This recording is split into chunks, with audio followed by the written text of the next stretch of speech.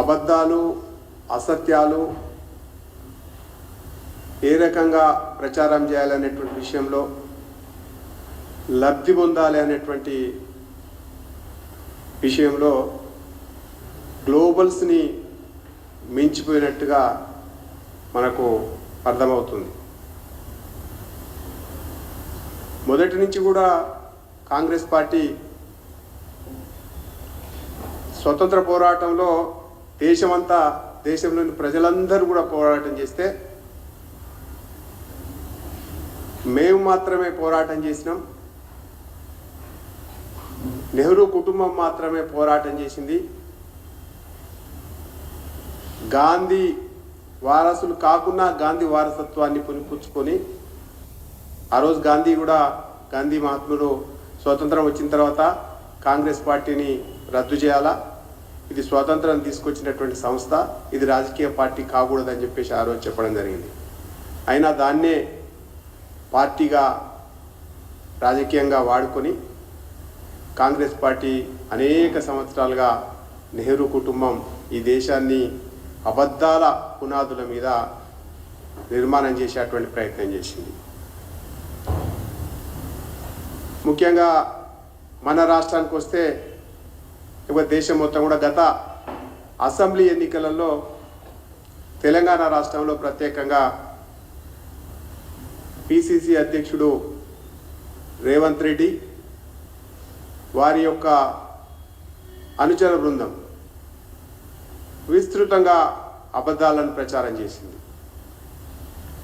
ముఖ్యంగా BJP BRS ఒక్కటి అని చెప్పేసి అసత్య ప్రచారాన్ని విపరీతంగా ట్రోల్ చేసేటువంటి ప్రయత్నం చేసింది. అవల అబద్ధాల ప్రచారంతో భారతీయ జనతా పార్టీని వెనుక నెట్టేటువంటి ప్రయత్నం చేసింది. ఉద్యమాలు చేసింది భారతీయ జనతా పార్టీ.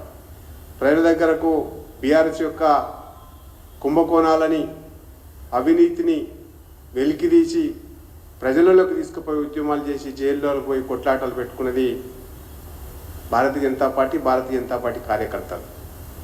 కానీ ఎన్నికలకు వచ్చేసరికి అబద్ధపు మీడియాతోటి అబద్ధపు ప్రచారాలతోటి వాళ్ళ భారతీయ జనతా పార్టీ బీఆర్ఎస్ ఒకటి అనేటువంటి ప్రచారాన్ని విస్తృత చేయడం, దాంతో లబ్ధి పొందేటువంటి ప్రయత్నం చేసింది, లబ్ధి పొందింది కూడా. దాని తర్వాత కవితని అరెస్టు చేస్తలేరు, కేవలం వీళ్ళు ఉన్నటువంటి లోపాయకారికి ఒప్పందమే, ఖచ్చితంగా ఈ రెండు పార్టీలు ఒకటే అని చెప్పేసి ఆ రోజు కవితను అరెస్టు చేస్తలేరని చెప్పేసి విస్తృతంగా ప్రచారం చేసి అసెంబ్లీ ఎన్నికలలో లబ్ధి పొందడం జరిగింది. అయితే తర్వాత మనకు ఈ మధ్య కాలంలో అబద్ధాల గురించి చెప్తే చాలా విషయాలు మనం కూడా గుర్తు చేసుకోవాల్సి వస్తుంది. ఎన్నికల ప్రచారంలో 100 రోజుల్లో 6 గ్యారెంటీలు అని చెప్పిండ్రు. 6 గ్యారెంటీలు పక్కకు పోయేసి ఇవాళ 8 నెలలు అయిపోయినాయి, ఇప్పటివరకు కూడా ఏ పథకాన్ని పూర్తి స్థాయిలో అమలు చేయటువంటి ప్రయత్నం చేస్తలేరు. ప్రస్తుతం నడుస్తున్నటువంటి చర్చ రైతు రుణాలకు సంబంధించినటువంటిది.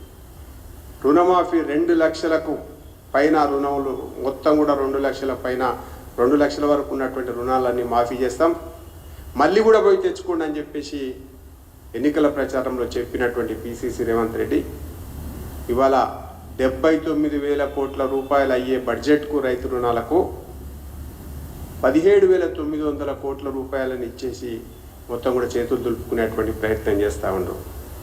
64 లక్షల మంది రైతులు ఇవాళ నికార్సుగా లోన్లు కావాలి, లోన్లు తీసుకున్న వాళ్ళు ఉంటే వాళ్ళలో 22 లక్షల మందికి మాత్రమే ఇచ్చేసి ఇవాళ మేము ఇంకా మీరు అప్లై చేసుకోండి, కలెక్టర్ దగ్గర పోండి, నోడల అధికారి దగ్గర పోండి అని చెప్పేసి రైతులలో అన్రెస్ట్ గ్రామాలలో క్రియేట్ చేస్తున్నటువంటి పరిస్థితి ఈ కాంగ్రెస్ పార్టీది.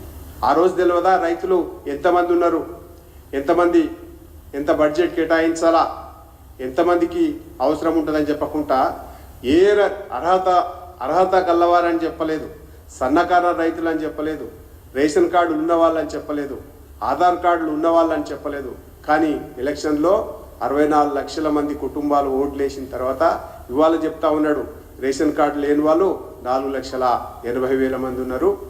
అదే రకంగా 2 లక్షల పైన రుణాలు తీసుకున్న వాళ్ళు ఇవాళ రాష్ట్ర వ్యాప్తంగా మొత్తము ఇవాళ 8 లక్షల మంది ఉన్నారని చెప్పేసి ఇవాళ వాళ్ళ రైతులా కాదా అనేటువంటిది ఎవరు